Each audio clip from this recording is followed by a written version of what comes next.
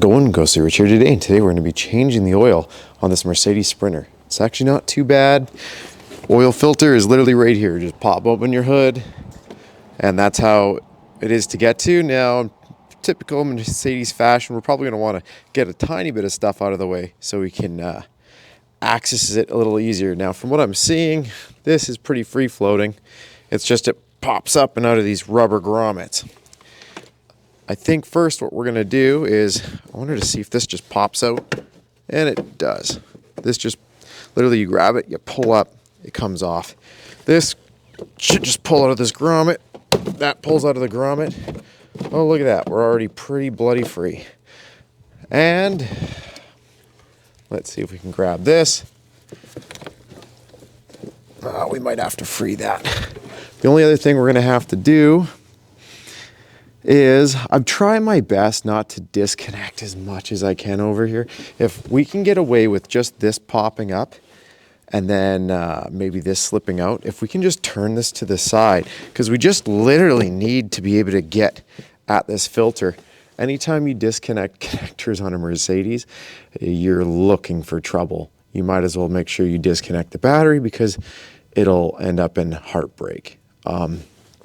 So what we're going to end up doing is I'll see if I have to loosen this. If I don't have to loosen it, we won't. If we do, we'll just loosen and slide off.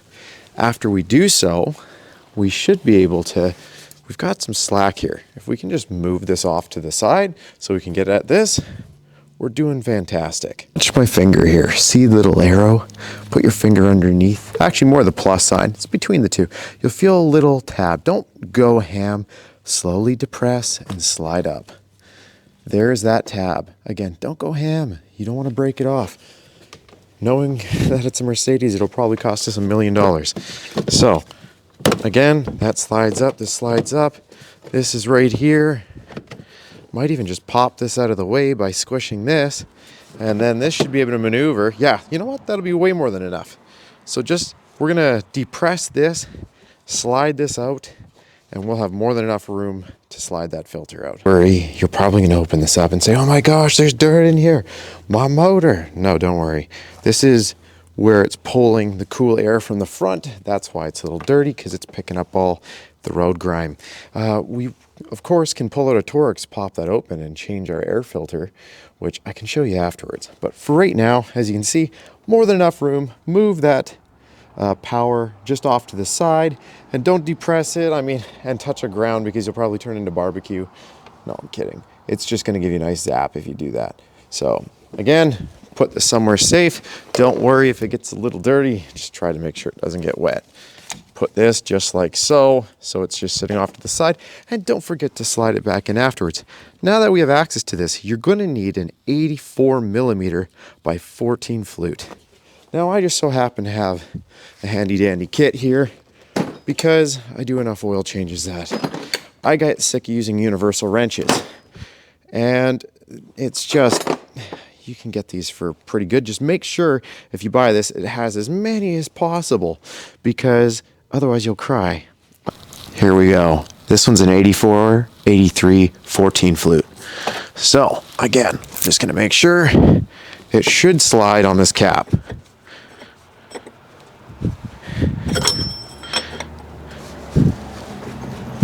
Even if I have to tap it on with a hammer, it shall fit. No, it's on. There we go. So now I'm going to grab my socket. I'm going to slide that off. Again, just make sure it sits nice and snug. You do not want to strip the plastic. As you can see, we are taking it up. Go slow. Do a little bit, let it drain a little bit. I always do this because I want it to drain as much into there. Sometimes as soon as it gets a little bit of air in there, it'll push some more oil down, because the more that we can leak out of this, the better. Now, the next thing you're going to want is a couple clean flow rags, so you can put them around components like this and there, so as soon as you pull it out, it'll drip onto the rag rather than all over your stuff. And then have like a garbage bag or something right here so you can just instantly throw it in, because it's going to drip. It's the only disadvantage of the system. Other than that, I love it. As you can see, that's all I did. I took a clean flow rag instantly as it slid up. I wrapped it around. We put it in here. I'm going to use another clean flow rag and clean this thing in here so that way any oil will fall in here. To dislodge the filter, just simply hold the housing and pull on the filter and it slides out. It's literally that simple. There will be an O-ring on here, right there, right where my thumb is. We're going to use a hook pick and pull it and then pull it out. Get as much oil out of here as you can. And what some people will do is actually blast this out with either fresh oil or whatever they want to try and just get as much new oil in the system. If you change your oil pretty regularly, you're fine. If you're somebody who doesn't and completely doesn't care, then yeah, be thorough. So if you're wondering how I do that, I simply take a hook pick like this and pull it off like that. When you open up your new oil filter packaging, there should be a new gasket. Simply slide it on. Make sure you don't chip the gasket or it will make a mess. Slide the new O-ring gasket on, and then from there we're going to pop the filter on and we'll hand tighten this, and then I'll give you a torque spec. Sorry guys, I got a little overzealous. Make sure you take your hook pick.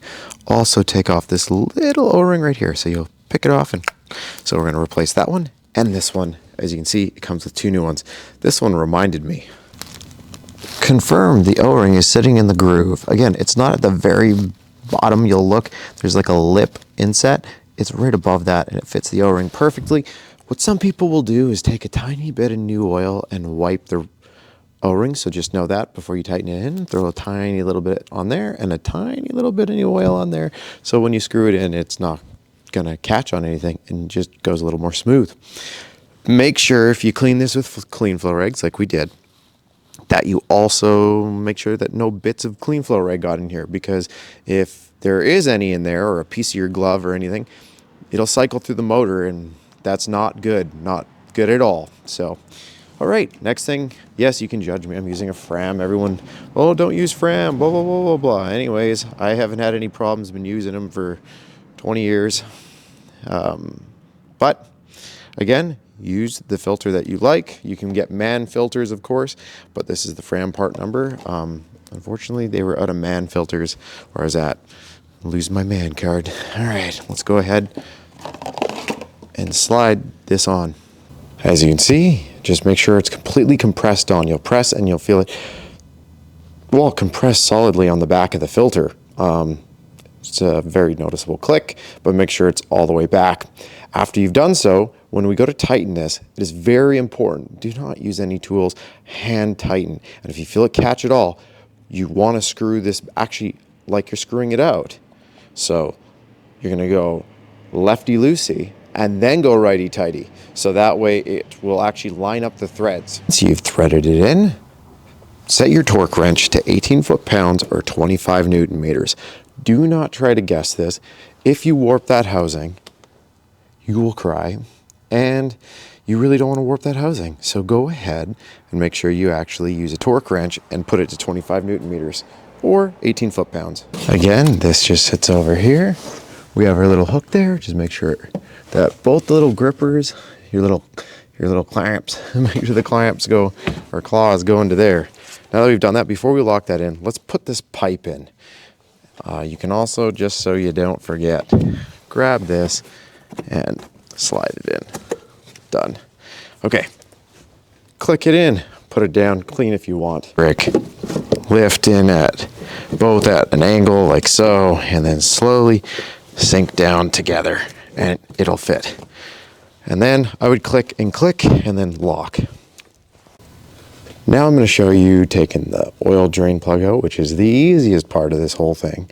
I wanted to show you this first. Usually what I would tell you to do is pull the oil drain plug out first, but I wanted you to see this oil filter socket first because it's a tricky bugger, and if you drop the oil first and then you don't have a way to pull that housing off or to torque it to spec, well, now you can't go to the auto parts store because you just drained the oil out of your vehicle if you don't have another one available to drive. So now that I know that you can get to this part, let's go pull out the oil drain plug. Make sure you have a big container. It needs to hold 12 liters of oil. Now, this is a pretty big pan. I'm hoping it's going to hold it. But let's go ahead. This is your bolt right here. Just simply pull it out. And once it does, make sure if you've been driving that it's not going to spill onto your hands. The last thing I want is for you to pull this out and then it burns you or scalds you. This is one of those times when I definitely wish I had a 13 millimeter magnet socket, because then what you can do is just put a clean flow rag in front of your hand just in case it spills out. Just make sure you have gloves on, as I should say, this can cause illness. According to the state of California. Another thing for you is it shoots quite far. Just something to know when you are draining this. We are filling up quite quick. We'll see if this pan is going to be big enough. Well, we're almost there, and whew, that was close. So make sure you at least buy a 15-liter pan. I think that's what this is, but I'm going to let this drain for a while. The longer you let it drain, the better. But after we do that, oh yeah, I don't know if it'll show. We had more than enough room. Anyways, I'm gonna let this just continue, clean up my mess, because I under-projected the stream to hit pretty much where that bolt is. That was ridiculous. It was like, whew, it was an eagle talon. I don't even know how the heck it did it. Physics is totally denied on this. But anyways, yeah, just be ready for that. I'm gonna go ahead and clean this up, and then we'll put that bolt back into, heck, put it to 18 foot-pounds. Put your funnel on here. You can hold it with one hand if you want, and take the jug in the other hand and start pouring it in. I'd pour in the first 2 jugs, and if you have some quarts, I'd put in probably about 11 or 12 quarts, and then we're gonna start it and let it warm up. From there, we will top up accordingly. As you can see, I've got the gasoline diesel 5W40 from Castrol Edge Eurocar.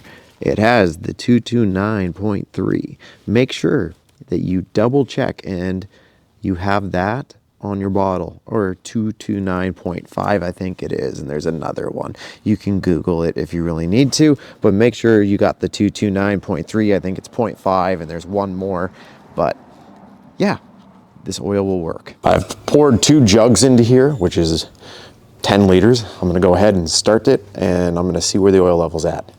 Go ahead, start your van. After you start your van, we're gonna hit the home button. It comes up with trip. As you can see, we're gonna go over to service. Click on service. Yes, I know I'm low on that. We're gonna go over here to engine oil level. You can see I'm at the minimum right now.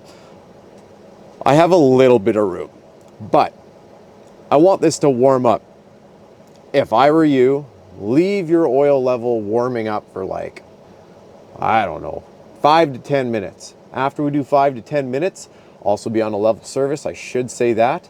We're going to turn it off and give it a couple minutes, and then we're gonna check our oil level again, so that way it fully adjusts, and then we'll add a little bit accordingly.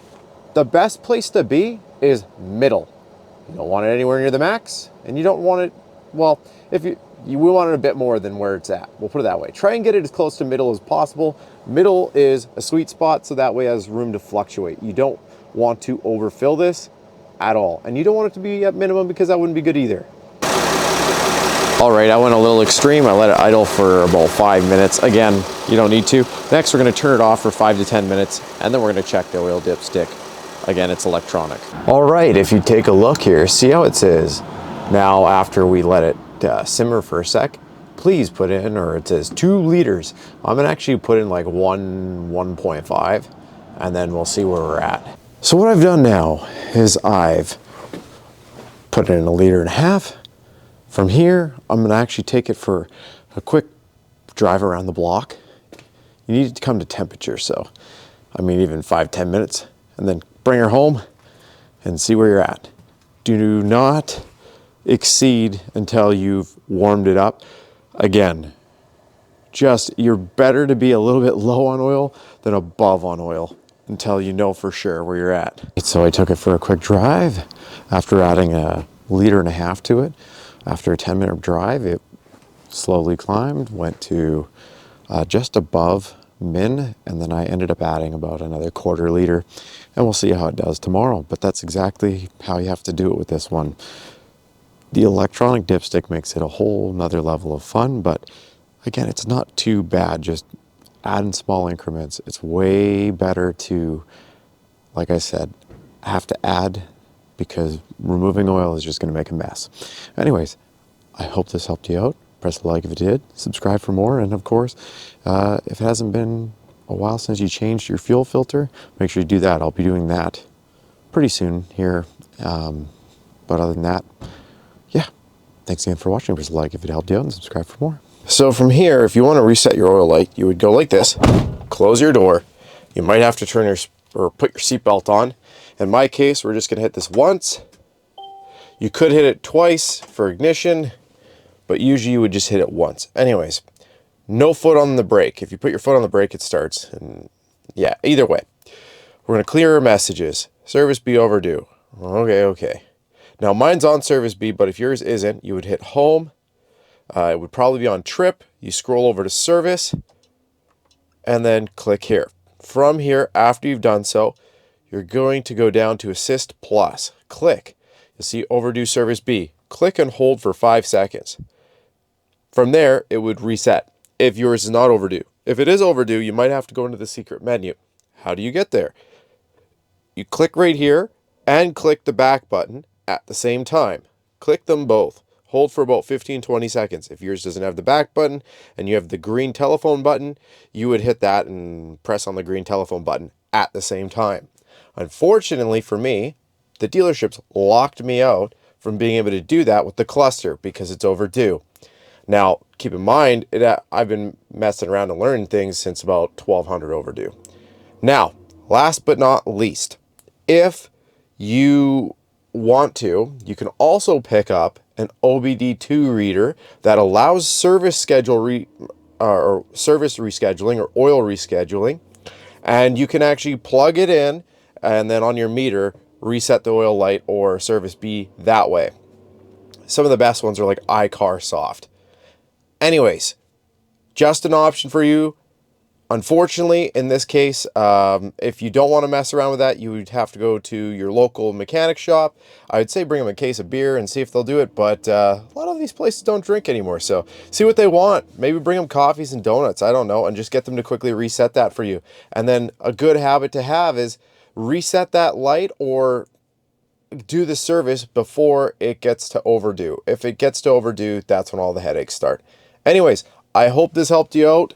Thanks again for watching, and I hope you now have your oil changed.